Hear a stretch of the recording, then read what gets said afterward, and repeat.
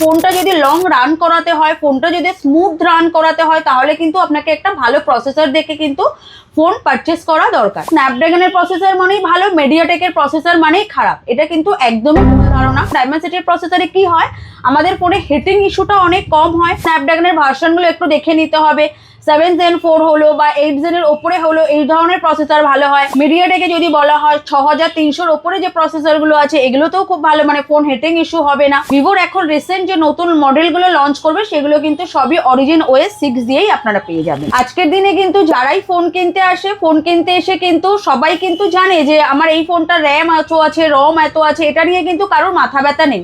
Plus camera এখন সব ফোনেই দিয়ে থাকে, ক্যামেরা কোয়ালিটি সব ফোনেরই ভালো হয়। বাট একটা আমি বলি, যাদের একটু ভালো ফোন চাই বা লংজিভিটির জন্য যাই, আরেকটা ধারণা সবার মধ্যে আছে যে প্রসেসরটা যদি একটু ভালো হয় তাহলে আমি ভালো গেম খেলতে পারবো। শুধুমাত্র কিন্তু গেম খেলার জন্য প্রসেসরের প্রয়োজন পড়ে না। আপনার ফোনটা যদি লং রান করাতে হয়, ফোনটা যদি স্মুথ রান করাতে হয়, তাহলে কিন্তু আপনাকে একটা ভালো প্রসেসর দেখে কিন্তু ফোন পারচেস করা দরকার। এবার আরেকটা ধারণা সবার মনে থাকে যে স্ন্যাপড্রাগনের প্রসেসর মানেই ভালো, মিডিয়াটেকের প্রসেসর মানেই খারাপ, এটা কিন্তু একদমই ভুল ধারণা। আপনি ডায়মেনসিটি মিডিয়াটেকের কোন প্রসেসরটা নিচ্ছেন বা কি ধরনের প্রসেসর নিচ্ছেন সেটা কিন্তু দেখে নেবেন।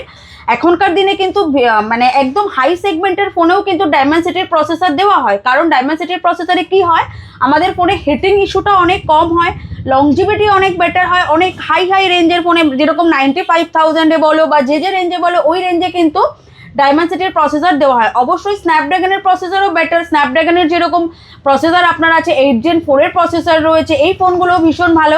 এগুলো যদি আপনারা নিচ্ছেন, আমি বারবার বলি, শুধুমাত্র কিন্তু গেমিংয়ের জন্য কিন্তু আপনার ফোনটা কিন্তু ভালো প্রসেসর দরকার নয়। আপনার ফোনটা যাতে লং চলে, যাতে আপনি ফোনটা খুব ভালোভাবে ইউজ করতে পারেন, কোনো হ্যাংল্যাক না করে, প্রসেসরের ওপরেও কিন্তু আপনার ক্যামেরা কোয়ালিটি ডিপেন্ড করে। একটু বলে দাও যে এই মুহূর্তে মার্কেটে তো মানে ভালো ভালো প্রসেসর কি কি রয়েছে, যে ফোনগুলো তাহলে লোকে বুঝতে পারবে তাদেরকে কি কি প্রসেসর দেখে কেনা উচিত। ওকে, মিডিয়াটেকের প্রসেসর সে কিনতে পারে, স্ন্যাপড্রাগনের প্রসেসর থেকে সে কিনতে পারে, এছাড়াও আরও অনেক রকমের প্রসেসর রয়েছে। বাট এই দুটো যে আমি প্রসেসর বললাম, এই প্রসেসর কিন্তু মানে ফোন অনেক লং রান করবে, ফোন কিন্তু ভালো চলবে, তাদের ফোনের ব্যাটারি অনেক পাওয়ার যেটা আছে অনেক কম কনজিউম হবে।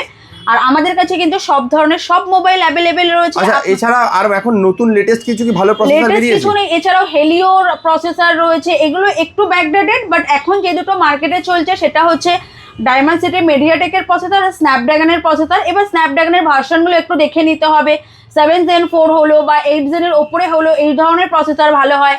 মিডিয়াটেকে যদি বলা হয় 6300-র ওপরে যে প্রসেসরগুলো আছে এগুলোতেও খুব ভালো, মানে ফোন হিটিং ইস্যু হবে না, এই ধরনের প্রসেসর দেখে কিন্তু তারা ফোন পারচেস করতে পারে। ভিভো বোধহয় নতুন কিছু প্রসেসর বের করেছে রিসেন্টলি, না? ভিভো নতুন প্রসেসর বার করেনি, ভিভো যেটা বার করেছে তাদের ফানটাচ ওএস যেটা ছিল, ফানটাচ ওএস যেটা ছিল ওটা চেঞ্জ করে তারা এখন অরিজিন OS 6 নিয়ে চলে এসেছে মার্কেটে, এটা অনেকে পছন্দ করছে। তো ভিভোর এখন রিসেন্ট যে নতুন মডেলগুলো লঞ্চ করবে সেগুলো কিন্তু সবই অরিজিন OS 6 দিয়েই আপনারা পেয়ে যাবেন। বেশ, তাহলে খুব সুন্দর ইনফরমেশন।